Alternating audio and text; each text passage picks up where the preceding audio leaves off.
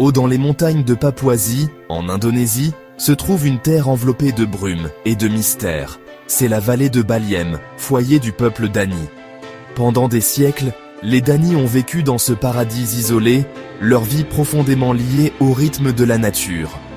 La vallée de Baliem, souvent appelée la Grande Vallée, est un spectacle à couper le souffle. Des pics imposants, recouverts de forêts émeraudes, s'élèvent au-dessus d'une mosaïque de champs verdoyants. Les Dani, avec leur riche culture et leurs traditions uniques, sont les gardiens de ce monde caché. Leur mode de vie, largement préservé du monde extérieur jusqu'au milieu du XXe siècle, offre un aperçu fascinant d'une culture ancestrale. Ce documentaire explorera le monde captivant des Dani, en examinant leur vie quotidienne, leurs rituels anciens et les défis auxquels ils sont confrontés dans un monde en rapide évolution. Rejoignez-nous pour un voyage au cœur de la Papouasie, où la tradition s'épanouit au milieu des nuages. Les maisons Dani, appelées Ouneh, sont des structures rondes au toit de chaume, ressemblant à des champignons géants dispersés sur le sol de la vallée. Construites à partir de matériaux naturels comme le bois, le bambou et la paille, ces maisons témoignent de l'ingéniosité des Dani et de leur relation harmonieuse avec leur environnement. À l'intérieur du Ouneh, un foyer central fournit chaleur et lumière, tandis que de simples plateformes servent de lit.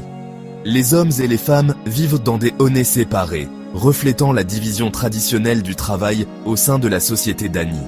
La vie dans la vallée de Baliem s'articule autour de la communauté et de la famille.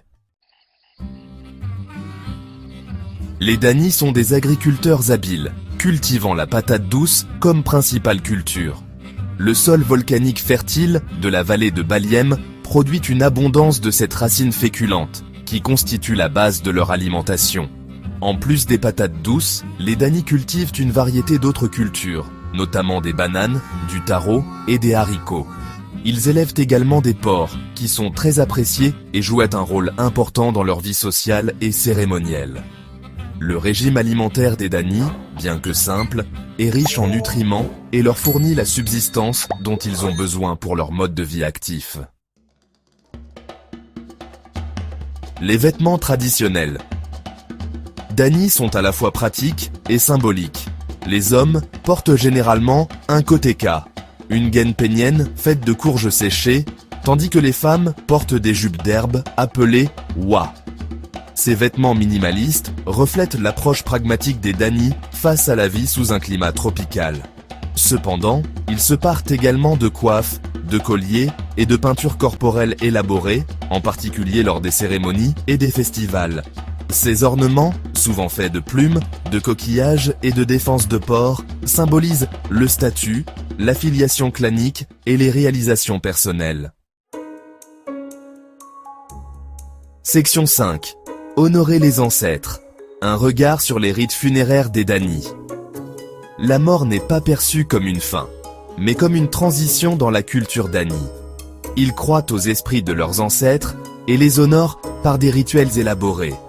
Lorsqu'un membre de la tribu décède, les Dani entament une série de cérémonies pour assurer le passage de l'âme vers l'au-delà. Ces rituels impliquent que souvent des chants, des danses et des sacrifices d'animaux. Une des coutumes les plus marquantes est la pratique de l'amputation des doigts, un acte symbolique de deuil et un témoignage des liens profonds au sein des familles Dani. Bien que cette pratique devienne moins courante, elle reste un puissant rappel du profond respect des Dani pour leurs ancêtres. Section 6. Écho du passé, la danse de guerre Dani. Bien qu'ils ne soient de plus engagés dans des conflits armés aujourd'hui, les Dani maintiennent leur tradition martiale vivante grâce à la danse de guerre. Cette performance puissante et évocatrice est un spectacle de chants rythmiques, de piétinement et de brandissement de lances. La danse de guerre sert de rappel du passé guerrier des Dani et de moyen de transmettre les connaissances traditionnelles aux jeunes générations. C'est une célébration de leur force, de leur courage et de leur résilience, faisant écho à l'esprit de leurs ancêtres. Section 7. Une célébration de la vie, la fête du cochon. La fête du cochon, ou Wam, est un événement central dans la vie sociale des Dani. Cette célébration élaborée, qui peut durer plusieurs jours, rassemble la communauté pour festoyer, danser et renforcer les liens sociaux. Les porcs, très appréciés dans la culture dani, sont abattus et rôtis sur des feux ouverts. Et leur viande est partagée entre les membres de la communauté. La fête du cochon ne se limite pas à la nourriture. C'est un moment pour résoudre les conflits, forger des alliances et réaffirmer leur identité culturelle. C'est une occasion joyeuse qui renforce le fort sentiment d'appartenance à la communauté des Dani et leur profond attachement à leurs traditions. Section 8.